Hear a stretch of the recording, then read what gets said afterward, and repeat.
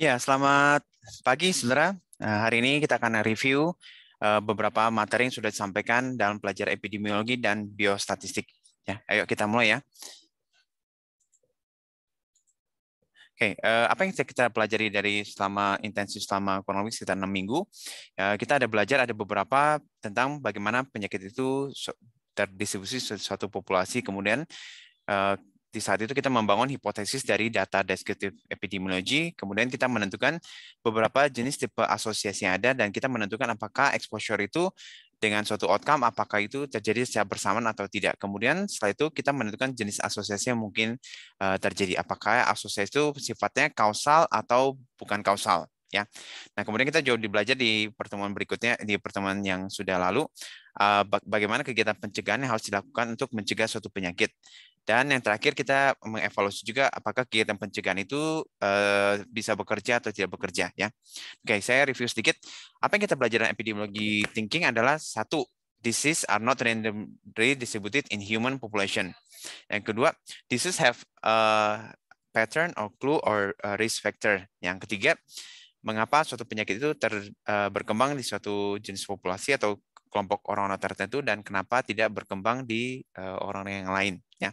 Nah, epidemiologi kita belajar tentang bagaimana epidemiologi itu mempelajari bagaimana pattern atau clue di suatu penyakit itu bisa terjadi di suatu daerah atau di suatu kelompok orang-orang tertentu. Ya, jadi tiba-tiba itu tidak terjadi dan tiba-tiba selalu ada pola atau pattern atau clue-nya. Nah, apa yang kita belajar dari epidemiologi? Dari epidemiologi kita belajar tentang bagaimana dan mengapa penyakit itu bisa terjadi di suatu populasi dan bagaimana caranya kita bisa mempelajari dari pola-pola yang terjadi di suatu populasi yang ada. Ya, jadi intinya adalah yang kita belajar bukan pasien kepada pasien, tetapi kita melihat pada populasi ada. Dan research question adalah why some people get sick and why some people don't get sick. Ya. Nah, kemarin kita juga sudah belajar tentang, jadi kegunaan epidemiologi adalah ada dua. Yang pertama untuk kegiatan prevention, yang kedua untuk identify untuk kelompok yang high risk. Nah, saudara juga belajar tentang itu ya, belajar tentang membangun suatu hipotesis. Hipotesis adalah suatu educated guess yang berdasarkan observasi atau reasoning ada yang dapat dites melalui kegiatan investigasi yang ada. Ya. Nah, dalam penelitian itu saudara mesti mempelajari dua hal. Yang pertama itu namanya validitas ya. Validitas adalah mengukur dengan tools yang akurat ya, mengukur dan alat yang seharusnya untuk yang paling precise untuk suatu diagnosis atau suatu outcome suatu penyakit. Ya, ilustrasinya kalau kita ingin mengukur penyakit kanker hati ya, maka kita harus menggunakan biopsi dari hasil pemeriksaan PA dan kan tapi bisa juga kita melakukan kegiatan melakukan pemeriksaan kanker hati juga dari pemeriksaan USG, tetapi mempunyai validitas yang lebih rendah dibandingkan hasil biopsi ada. Yang kedua, kita juga mempelajari tentang menggunakan namanya data penting itu kita melihat juga segi yang penting dalam penelitian adalah reliabilitas atau konsistensi. Jadi biasanya itu penelitian itu penting mempunyai kedua hal, validitas dan reliabilitas. Ya. Nah, kemarin kita juga sudah belajar tentang deskriptif epidemiologi ya. Kita melihat karakteristik kelompok yang high risk pada kelompok suatu karakteristik penyakit ya. PPT-nya kita melihat dari place, person, time atau berdasarkan karakteristik siapa, di mana dan bagaimana itu terjadi ya. Who, where, and when atau kita kenal juga namanya PPT, place, person, and time. Nah, waktu kita masuk ke berikutnya, kita juga mempelajari suatu exposure dan suatu outcome itu yang dua hal terjadi bersamaan. Apakah itu dua hal yang terjadi bersamaan itu terjadi secara kebetulan atau tidak? Nah, kemudian dari sana itu, dari data-data kelompok high risk di bagian exposure maupun suatu outcome, kita bisa mengidentifikasi hipotesisnya. Apakah dua hal yang terjadi bersamaan itu terjadi kausal atau bukan kausal? Ya. Nah, tapi saudara mesti ingat ya bahwa asosiasi is not necessary causation. Dua hal yang jadi bersamaan itu belum tentu adalah suatu kausal. Ya, itu hanya menandakan bahwa dua hal terjadi bersamaan saja. Nah, kita juga belajar ada beberapa jenis hubungan yang terjadi ya. Exposure, outcome yang terjadi bersamaan bisa terjadi karena by chance ya. Nah, saudara untuk menilai itu by chance atau bukan, saudara cek aja apakah itu terjadi tanpa disengaja, without design, atau secara kebetulan. Nah, saudara mungkin lihat juga dari konsistensi penelitian ini dibandingkan dengan waktu yang lain atau waktu yang berbeda, hasilnya sama atau tidak sama. Semakin hasilnya semakin konsisten, itu kemungkinan terjadi by chance itu semakin berkurang. Ya. Jadi ada yang kita belajar epidemiologi itu ada 5 jenis hubungan, ya. 2 exposure dengan exposure jadi yang bersama dengan outcome itu mungkin jadi karena by chance, atau jadi bisa kausal, atau confounding, atau reverse time order, atau bias. Nah, ini yang cerita tentang confounding ya, seperti ilustrasi seperti Sofia bermain bola, kemudian kaca jendela pecah, yang dituduh adalah Sofia, tapi sebenarnya memecahkan kaca adalah Vini. Ini adalah faktor confounding. Suatu confounding dikatakan sebagai confounding kalau dia punya asosiasi erat dengan faktor exposure atau faktor observasi. Ya. Ini contoh yang lain confounding adalah seperti data statistik menemukan pada pemain atlet volleyball itu ditemukan resiko untuk mengalami skin cancer itu jauh lebih tinggi dibandingkan atlet yang lain. Ya, pada penyebab utamanya bukan karena playing volleyball, ya, tetapi karena exposure terhadap sinar matahari atau sinar UV. Ini karakteristik tentang confounding-nya. Confounding itu mesti mempunyai hubungan exposure erat dengan faktor exposure-nya, ya. Nah, cara untuk mengontrol confounding itu ada beberapa cara. Yang pertama itu dengan by design, ya. Saudara lihat juga bisa dilakukan dengan cara randomisasi. Jadi kalau kelompok yang ini biasanya dilakukan pada kelompok yang penelitian, ya. Penelitian itu pada penelitian eksperimental. Jadi kelompok ini diberikan exposure dan kelompok ini diberikan atau yang kelompok ini diberikan obat atau kelompok ini diberikan placebo, itu mesti dilakukan secara randomisasi.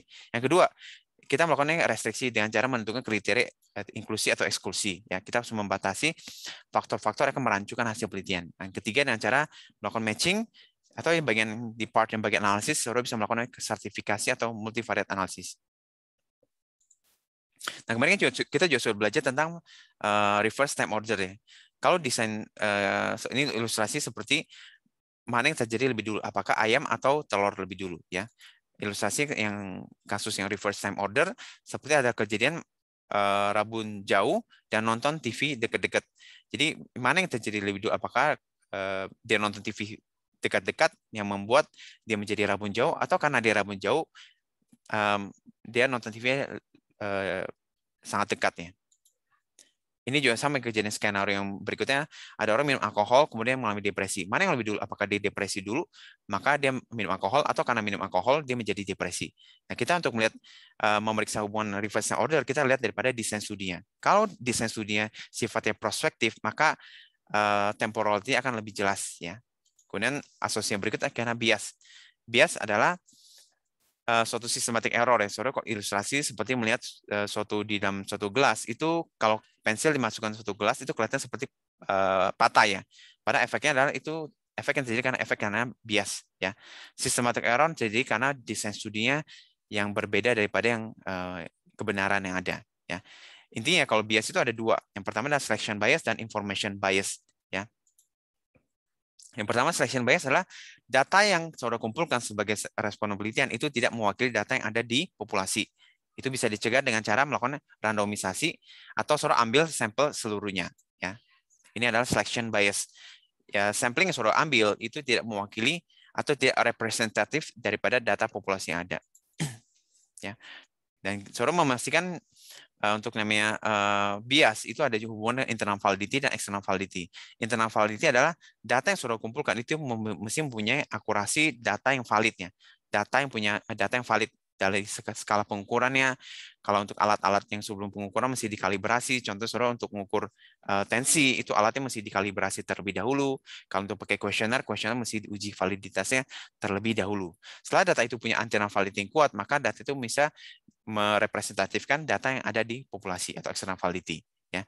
Random itu ada dua, error itu ada dua. Yang pertama, random error itu bisa dikurangi dengan cara jika kita ambil semua populasi atau melakukan sampling dengan cara yang random. Yang kedua, systematic error itu ada hubungan dengan tools yang desain studi ada, kemudian cara pengukuran validitas alat ukurnya. Ya. Ini tidak bisa dikurangi dengan cara menambah sample size, tetapi kita harus meningkatkan kualitas penelitian yang ada. Ya. Ini ada beberapa jenis bias-bias yang sering terjadi. Pertama, Backsonian bias. Ya. Backsonian bias adalah karakteristik yang saudara ambil ya sebagai data dari rumah sakit itu berbeda dengan data yang dari populasi umumnya. Itu namanya Backsonian bias. Kalau saudara lihat ambil dari beberapa data dari rumah sakit, ini mempunyai angka prevalensi penyakit yang jauh lebih tinggi dibandingkan dengan populasi umum. Untuk yang measurement atau information bias ada beberapa tipe yang ada ya. Pertama recall biasnya. Ini berhubungan dengan informasi suruh tanya tentang riwayat masa lalu atau faktor exposure yang terjadi yang mereka dapatkan di masa lalu. Atau interview bias ini berlaku untuk penelitian yang menggunakan subjek manusia untuk menggali atau probing untuk menggali pertanyaan daripada responden.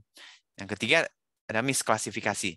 Ada perbedaan pada kelompok yang terekspos atau yang contohnya kelompok yang misklasifikasi, contohnya seperti itu, orang yang pernah mengalami riwayat keguguran, dia akan lebih ingat apa yang terjadi dengan dirinya, apa yang dimakan, apa yang faktor exposure-nya dibandingkan kelompok yang belum pernah mengalami keguguran. Ya. Information bias itu adalah baik bisa dilihat daripada observation bias atau measurement bias. Ya. Yang intinya akan mengarahkan pada pengambilan kesimpulan yang kurang tepat. Ya. Ada juga measurement bias yang dapat waktu di treatment, ada kelompoknya Hawthorne effect. Ya. Kalau biasanya kalau seseorang pada saat dia dikasih tahu untuk waktu dia sedang diobservasi dalam pengamatan, biasanya orang akan melakukan perubahan behavior. Contohnya, karena pada saat kita ingin melakukan akreditasi, rumah sakit melakukan akreditasi, biasanya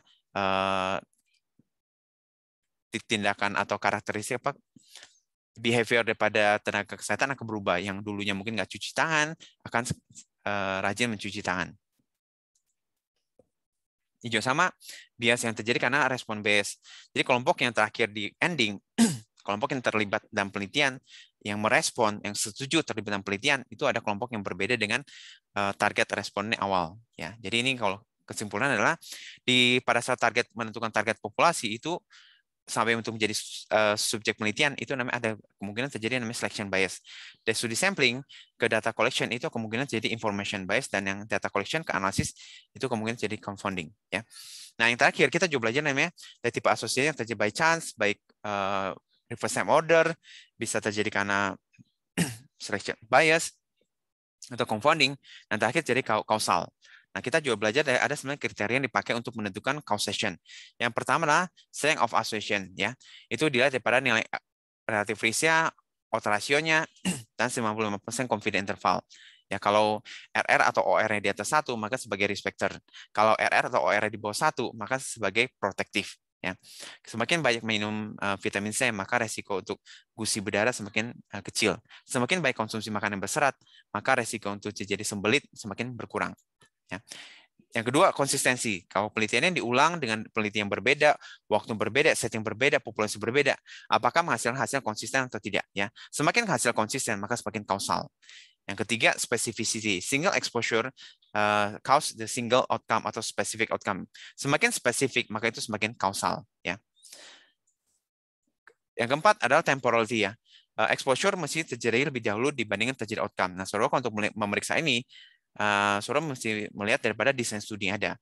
Semakin desain studi prospektif, maka semakin kausalitas untuk namanya temporality semakin kuat, karena penelitian yang prospektif itu mulai daripada free of disease, ya, kemudian ikuti sampai terjadi suatu outcome. Ya, kalau penelitian randomisasi atau clinical trial atau case study, maka punya bukti untuk temporality lebih kuat dibandingkan dengan penelitian yang sifatnya case control atau cross sectional. Kelima, biological gradient atau dose response. Semakin itu bentuknya linear, ya. Jadi kalau semakin dosis semakin tinggi, maka outcome semakin tinggi. Ya, contohnya seperti resiko kalau orang merokok dari 5 batang sampai 20 batang, lebih dari 20 batang, maka semakin tinggi rokok yang dikonsumsi, maka akan risiko terjadinya kanker paru makin semakin tinggi. Atau bisa juga sebaliknya. Ya. Ini juga bentuknya linear, namanya biological atau dose response. Dan atau yang berikutnya, kriteria bad fossil yang berikutnya adalah keenam itu biological plausibility. Artinya data yang sudah ambil exposure terhadap outcome itu bisa dijelaskan secara biologis atau bisa dijelaskan dengan mekanisme alami perjalanan penyakit, atau ada bisa dijelaskan secara fisiologis, atau ada teori mendukung untuk penjelasan exposure terhadap outcome. Yang ketujuh ada faktor coherence. Itu prinsipnya sama seperti biological plausibility. Beda coherence adalah data yang sudah kumpulkan atau human exposure outcome itu tidak bertentangan dengan dasar teori yang ada. Ya. Yang ke-8, semakin ada penelitian yang ada penelitian eksperimental maka semakin kausal ya. Itu ada karena penelitian yang eksperimental kita bisa mengkondisikan kita bisa mengkontrol lingkungan ada sehingga faktor biasnya semakin berkurang. Dan kesembilan itu ada faktor analogi ya. Jadi apa yang human exposure dan outcome yang itu bisa dijelaskan dengan cara analogi. Baik itu pada penelitian pada binatang, kemudian dianalogi pada penelitian yang pada manusia atau penelitian in vivo atau in vitro ya.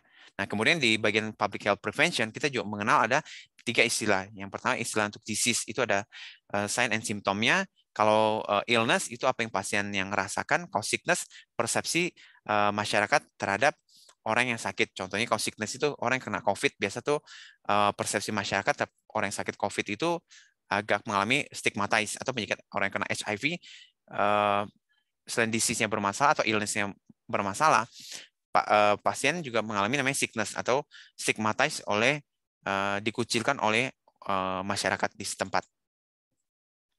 Nah, kemarin kita juga belajar namanya level of prevention. Ada yang primary prevention, itu kegiatan diberikan pada orang yang belum sakit ya. Itu berupa perlindungan seperti promosi kesehatan atau specific protection, seperti pemakaian seat belt diberikan pada orang yang masih waktu lagi sedang nyetir ya. Imunisasi juga sama diberikan pada orang yang masih sehat untuk perlindungan yang maksimal bagi masyarakat. Yang kedua, secondary prevention diberikan pada orang yang high risk ya. Tapi sebenarnya sign and symptomnya belum kelihatan ya. Contohnya yang diberikan mamografi dilakukan pada orang yang wanita usia 40 tahun ke atas atau wanita yang punya faktor risiko yang tinggi ya. Yang terakhir adalah tertiary prevention, itu kegiatan paling mahal diberikan pada orang yang sudah sakit untuk mencegah supaya tidak mengalami kecacatan atau untuk mengurangi resiko disabilitas ya. Nah, kemudian kita juga belajar tentang skala pengukuran daripada masing-masing variabel. Ada skala pengukuran nominal atau ordinal, itu ada penelitian, itu pengukuran dalam bentuk kategoriknya. Nominal ciri khasnya tingkatannya sama ya, contohnya pria sama wanita, golongan darah O, AB itu tingkatan yang sama. Yang kedua, ciri pengukuran variabel kategorik ada yang berupa ordinal. Ciri khasnya adalah memberikan dengan nominal adalah ordinal tingkatan yang kita tahu mana lebih tinggi, mana lebih rendah. Contohnya tingkat pendidikan mahasiswa atau tingkat pendidikan masyarakat SD, SMP, SMA. Kita tahu kalau SMA itu lebih tinggi dibandingkan yang kelompok yang SMP ya. Kemudian kita juga mempelajari tentang basic statistik ya. Ada rasio itu A dibagi B, terminologi bisa dipakai itu odds ratio. Yang kedua namanya proportion atau risk atau A dibagi A tambah B, atau terminologi yang kita bisa pakai itu seperti relative risk. Kalau rate itu pasti ada hubungan dengan kecepatan atau waktu. Nah, kalau saudara lihat ilustrasinya, kalau risk itu A dibagi A tambah B, kalau odds itu A dibagi B. Ya. Contohnya seperti ini ya. Dari 100 orang yang di baseline, 20 orang kena influenza. Jadi kalau risknya adalah 20 dibanding 100, A dibagi A tambah B, 0,2. Tapi kalau nilai odds-nya atau likelihood-nya itu 20 dibandingkan yang sakit dibandingkan 80 yang masih sehat. A dibagi B, 1 bagi 4, atau odds-nya adalah 0,25. Nah, ada yang juga menerjemahkan nilai odds itu ke dalam risk ya. Contohnya ini kita dapat odds-nya 0,25 ya. Jadi kalau 25 sakit dibandingkan 100 yang masih sehat. Kalau kita jadi sebagai risk, hasilnya juga 0,2. Ini risk mungkin lebih mudah dipahami dibandingkan dengan odds ya. Nah, ini comparing nilai odds-nya kita bisa jadikan kalau odds yang di sini kalau odds-nya 50%, maka odds untuk yang sakit atau odds yang sehat itu artinya kalau odds-nya 1 itu artinya sama dengan peluang atau probabilitas untuk seperti 50% ya. Kalau odds-nya di atas 1 misalnya odds-nya 19, maka diterjemahkan dalam risknya seperti 95%. Ya. Nah, kita kemarin sudah belajar tentang tabel 2x2 dalam melihat exposure dan suatu outcome.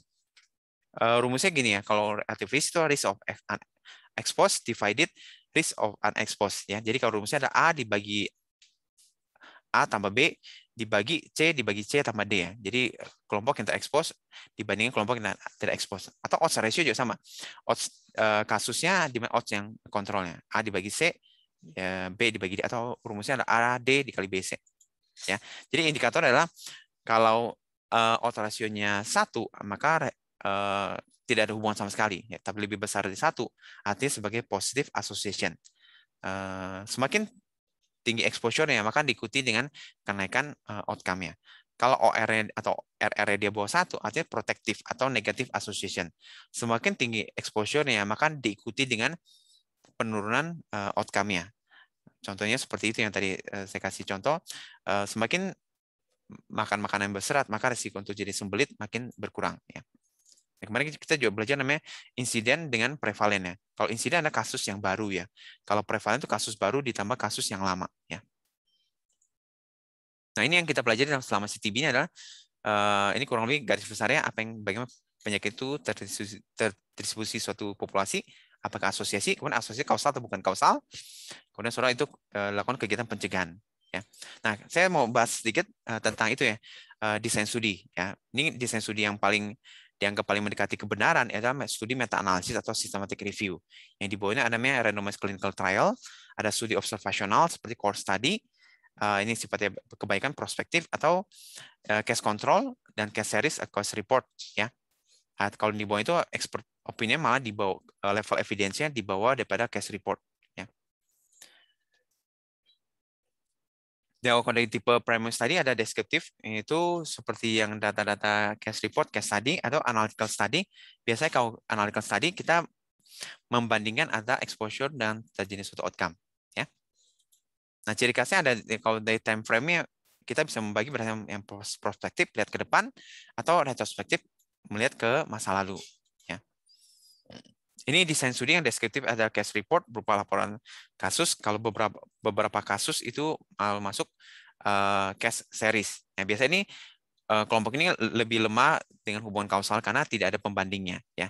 Kemudian masuk yang analytical epidemiology ada namanya clinical trial.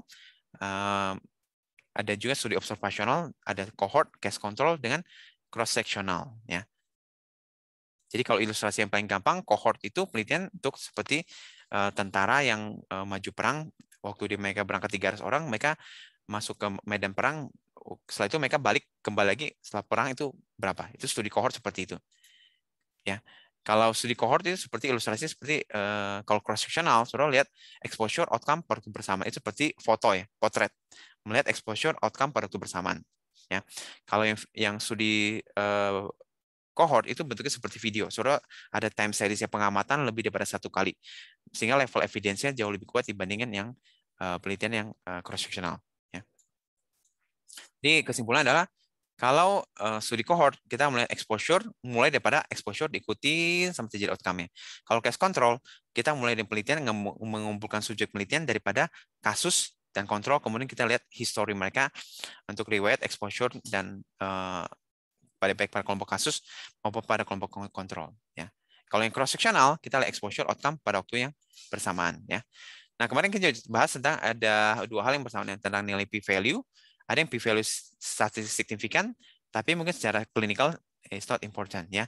Jadi kalau lihat dari data ini, ada kelompok yang diberi kelompok awalnya sebelum diberikan terapi nilai kolesterolnya 300, kelompok eksperimental nilai 300. Tadi diberikan terapi ini turun jadi 220, yang dikasih obat A, kalau dikasih obat B turun jadi 218. Secara p-value itu punya nilai yang sangat kecil yaitu 0,0023. Tapi secara klinis ini nggak penting karena 220 dengan 218 itu beda delta cuma 2. Jadi dianggap tidak penting. Oke, itu aja. Terima kasih. Ini referensi yang bisa saya pakai untuk belajar dari bukunya epidemiologi karangan Leon Gordis. Oke, terima kasih.